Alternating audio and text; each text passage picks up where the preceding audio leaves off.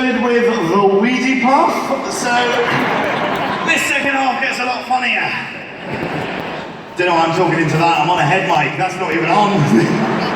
Not even plugged in, literally not even plugged in, just a prop. What a waste of money that was. No more gimmicks, that's it though, no more gimmicks. The second half is a lot more serious, don't you worry about that, okay? Because I'm getting a reputation for being the comedian with the gimmicks. I had the horse at the beginning of the show, then that last tour I'm prancing around dressed as Mufasa from The Lion King. No, don't woo, it was pathetic. I'm a grown man, I'm 28 years old. I had a dinner party the other night, we talked about bloody stamp duty, alright? Second half, a lot more grown up, don't you worry about that. Now I want to start by talking to you about last year. Last year was a big year for me, because last year was the year that I decided that I was going to break America. And don't worry, America very much still intact. I got an American manager, Chair, the American manager. Never heard more crap come out of a man's mouth in my life. Kid, what you gotta understand about me, okay, is that I'm not your manager, I'm your teammate, and there is no I in team. No, but there is one in bullshit! Tricked me into signing with him, did Chad?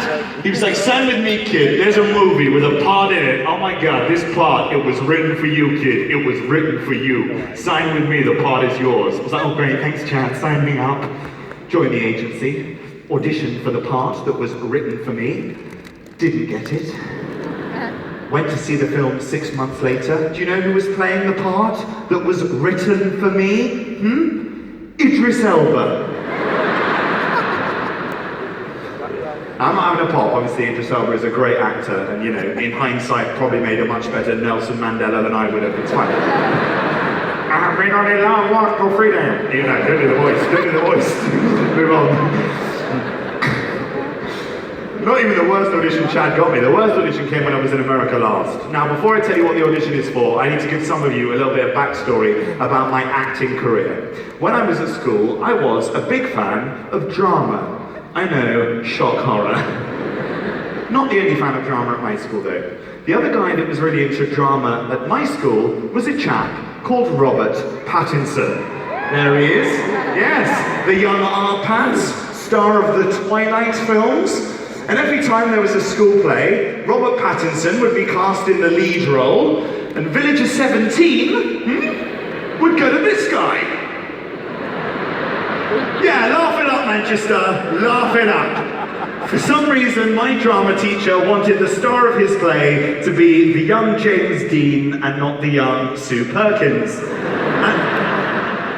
I made a lot of jokes about Robert Pattinson before. I called him a wooden actor, I wrote a show about him, I recorded a DVD about him, I milked that titty dry for every droplet of its bitter, bitter milk. And I will not be resorting to the same playground taunts of those shows, because as I say, I have matured, okay? And as The Guardian quite rightly pointed out when they reviewed my show, one overachieving ex-public schoolboy envying the success of another overachieving ex-public schoolboy, it's unattractive, and it was. So I took a vow that I would never speak about Robert Pattinson on stage ever again. And it was going really well. Until Chad called me up out of the blue. He was like, kid, oh my god, I got you an audition for a movie. This movie is incredible. Get this. In this movie, you would be starring opposite Robert Pattinson.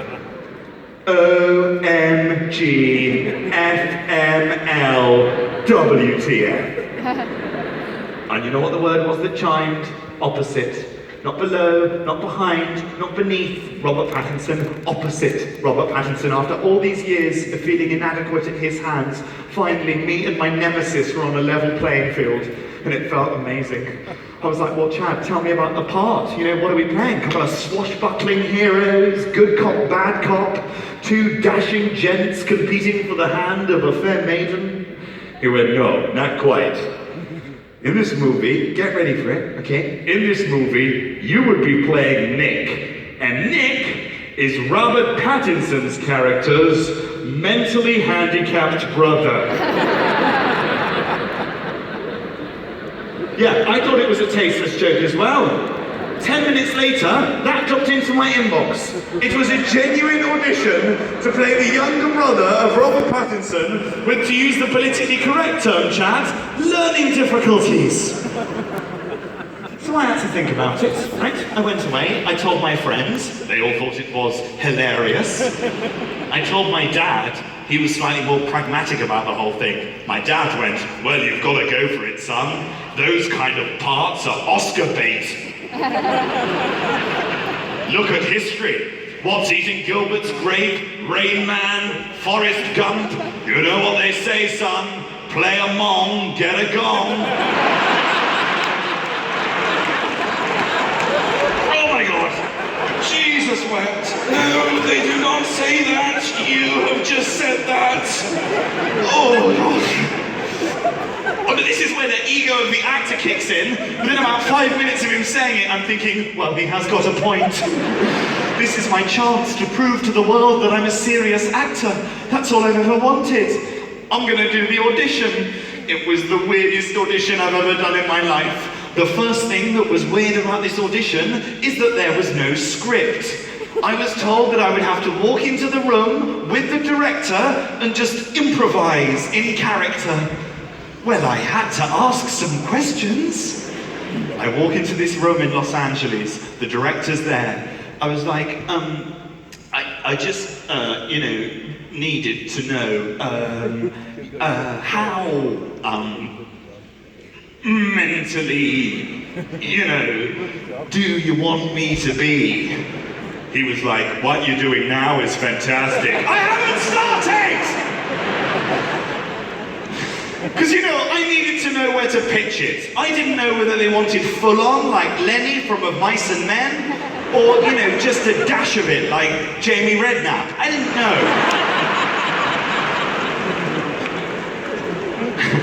The note that came back was amazing. They referred me to the email. They said, what we want from your character, everything about him should be dulled and emotionless, from facial expressions to the tone of his voice.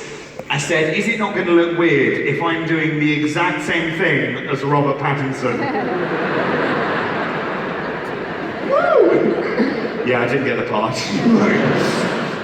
I didn't want your stupid Hollywood film. You go do your stupid movie art, your stupid, searing yet ultimately life-affirming portrait of disability. You go lend your star power to interesting independent films, proving time and again that you're not just a pretty face, but an accomplished actor with impeccable taste and commitment to his craft. This guy is heading back to the UK so he can tell the great British public where they can buy 2 litres of toilet duck for £1. Winning!